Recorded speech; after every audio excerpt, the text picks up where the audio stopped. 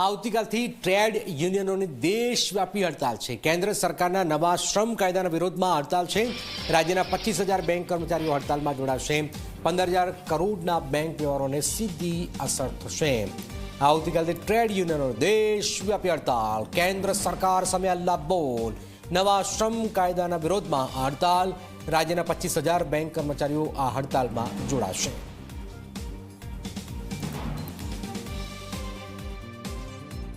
આવતીકાલે એટલે કે તારીખ 12મી ફેબ્રુઆરીએ દેશભરના મજૂર સંગઠનો હડતાલ પર જવાના છે।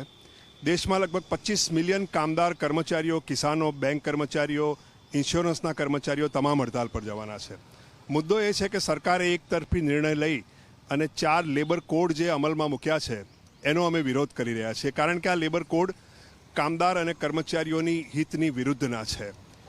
ગુજરાતમાં લગભગ 4,000 બેંકની શાખાઓ બંધ રહેશે, લગભગ 25,000 કર્મચારીઓ હડતાલ પર હશે અને 15,000 કરોડના કામકાજ ઠપ થઈ જશે।